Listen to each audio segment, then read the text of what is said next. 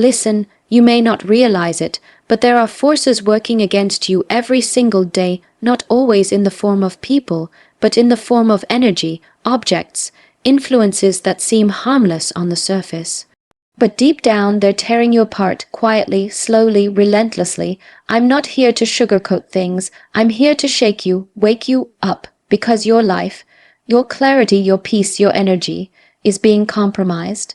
And no one's talking about it. There are objects in your space, yes, right now, that are designed to keep you stuck. They're not always physical.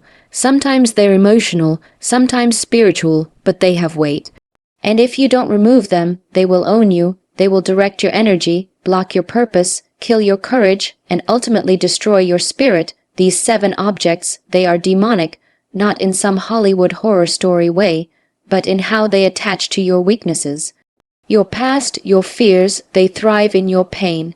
In our lives, we often underestimate the silent influence that certain objects carry.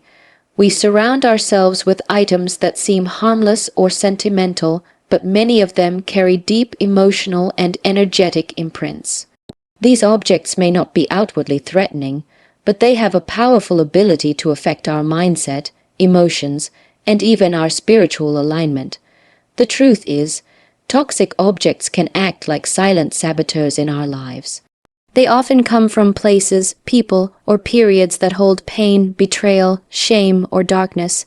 You may keep a gift from someone who once broke your spirit, thinking it's just a memory, but that item holds the energy of that betrayal. Each time your eyes pass over it, even unconsciously, it triggers a subtle reminder of your hurt.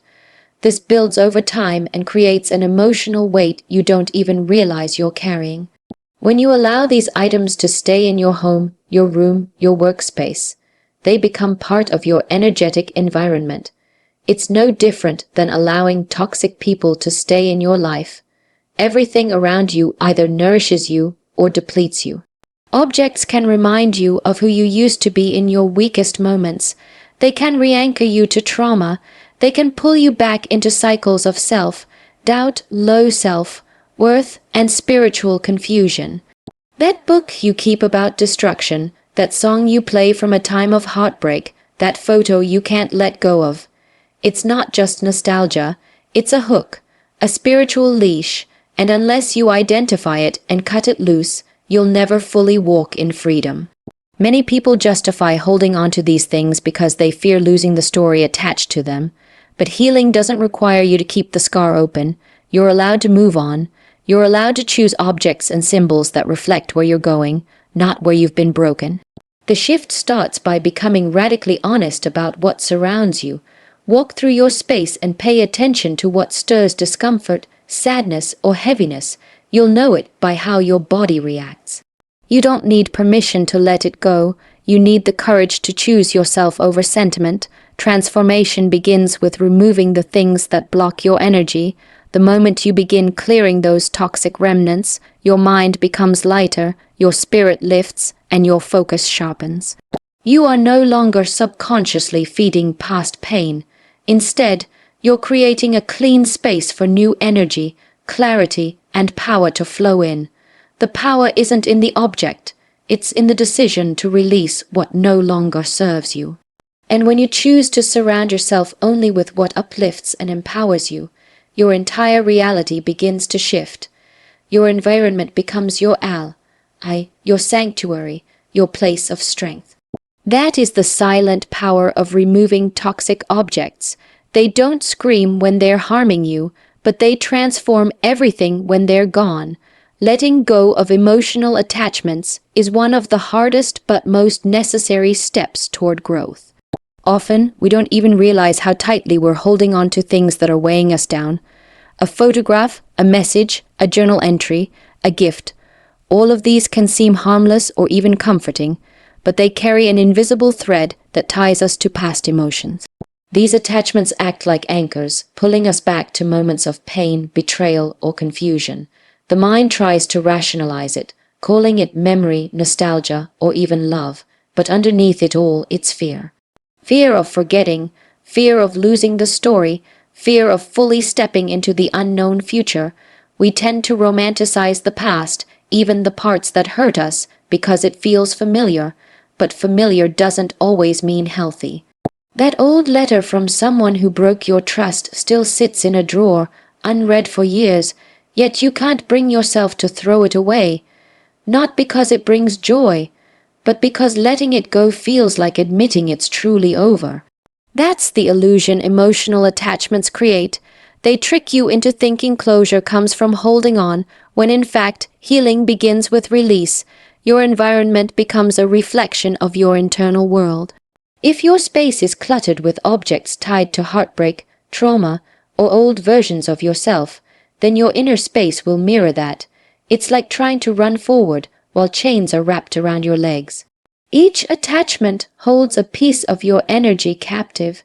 You may wonder why you feel stuck, why progress feels slow, or why your confidence is shaky, and often the answer lies in what you're refusing to release. Breaking emotional attachments isn't about being cold or ungrateful. It's about choosing peace over pain. It's the decision to say, this served me once, but I no longer need it to grow. You don't erase your past by letting go of the object. You honor your future by making space for it. Clarity can only come when the fog of emotional baggage clears, and that fog often lingers in what you surround yourself with every day. Take a moment and think about what you've kept that still whispers sadness, regret, or doubt. Is it helping you move forward, or is it subtly keeping you trapped in a story you've outgrown? You have the authority to rewrite your narrative, and part of that rewriting means clearing the physical and emotional clutter that no longer belongs. The journey forward demands space. Emotional clarity cannot exist in a room full of ghosts. When you begin to detach from what's already dead, you make space for what's alive, vibrant, and aligned with who you are becoming. There is power in walking away from what no longer speaks to your spirit. There is strength in releasing what weighs on your heart, and there is liberation in claiming your right to a future free from the emotional chains of the past. Living with intention means being fully aware of what you allow into your life, physically, emotionally, and spiritually. Most people go through their days on autopilot, accepting things without question. They keep items because they were trendy, say yes to ideas without understanding them, and invite symbols, energies, and influences into their lives simply because they seemed cool or harmless. But what you allow in your space becomes part of your energy. Every object, every sound, every belief has a vibration, and if you are not consciously choosing what surrounds you, then you are unconsciously allowing chaos to take root in your life. Many people underestimate the power of symbols, charms, books, music, or rituals they don't understand. They might purchase something because it looks appealing, or because someone told them it would bring good luck or protection. But intention is everything. Without knowing the true origin or meaning behind what you invite into your life, you could be opening doors you were never meant to walk through. You could be aligning yourself with energies that don't match your values, your path, or your peace. Protection isn't found in trends or aesthetics. It's found in deliberate, informed choices that reflect who you are and what you truly believe in. Energy is subtle but potent. Something as simple as a pendant or statue can carry with it centuries of meaning, energy, and spiritual ties. And when these objects are not rooted in your own understanding or belief, they can become gateways for confusion, spiritual heaviness, or emotional imbalance. Living intentionally means you don't just decorate your space, you curate it. You make sure that everything within it is aligned with your truth, your values, and your desired direction in life. You ask yourself, what does this represent to me? What energy does it bring into my space? Does it empower or distract me? The same goes for the media you consume. Words, visuals, and sounds shape your subconscious more than you realize. Listening to dark, violent, or chaotic content regularly isn't just entertainment. It becomes a part of your mental and spiritual environment. If you're feeding your mind with confusion, pain, or destruction, how can you expect clarity, healing, or peace to grow in its place? Intentional living requires discipline. It means questioning everything and refusing to let anything in your space unless it truly serves your growth. It's not about fear, it's about respect. Respect for your mind, respect for your energy, respect for your future. The more conscious you become of what you allow in, the more powerful you become in shaping your life. When your environment is aligned with your spirit, everything flows better. Your thoughts become clearer, your emotions more stable, your path more focused. Living with intention is a daily choice, but over time, it becomes your strongest protection and greatest source of inner power. The most powerful and dangerous thing that can influence your life isn't always external. It's not a person, not an object, not even a past event. It's the voice inside your own head. That quiet, persistent voice that questions your worth, doubts your abilities, and replays every failure like a broken record. It wasn't born in you, it was planted. Over time, through experiences, heartbreaks, rejections, and criticism, it grew roots. And if you don't actively challenge it, it becomes a permanent echo in your mind, guiding your actions, limiting your confidence, and shaping your decisions. This inner voice of self, doubt is subtle, but it can shape the entire direction of your life. Many people confuse this voice with realism. They tell themselves it's just being honest, practical, or careful, but often it's not truth. It's fear disguised as logic. It's the reason you don't speak up when you have something valuable to say. It's why you turn down opportunities before you even try. It convinces you that you're not ready, not capable, or not deserving. And the more you listen to it, the more you give it power. It grows stronger every time you shrink yourself, every time you silence your ambition, and every time you choose comfort over courage. The danger of this inner voice lies in its consistency. Unlike external criticism, which comes and goes, internal doubt is always with you. It can sabotage your relationships, your career, your dreams, all without anyone else lifting a finger. And because it sounds like your own thoughts, it's easy to believe it. But just because it's familiar doesn't mean it's true. You must learn to recognize it for what it is, a programmed response built from pain, not purpose. To silence this voice, you have to become louder than it. That doesn't mean shouting or faking confidence. It means becoming intentional with your thoughts. It means replacing every "I can't" with "I am learning," every "I'm not good enough" with "I am growing." You don't have to believe it immediately, but repetition creates new beliefs.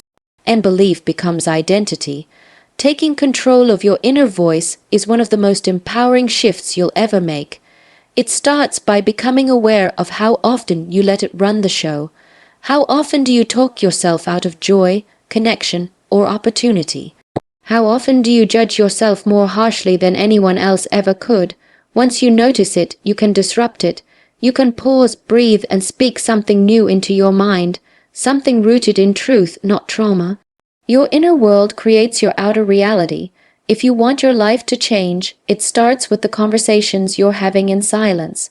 You have the power to reprogram that voice. You have the choice to feed it or starve it. The moment you stop believing every negative thought is the moment you begin to reclaim your power. That voice is not you.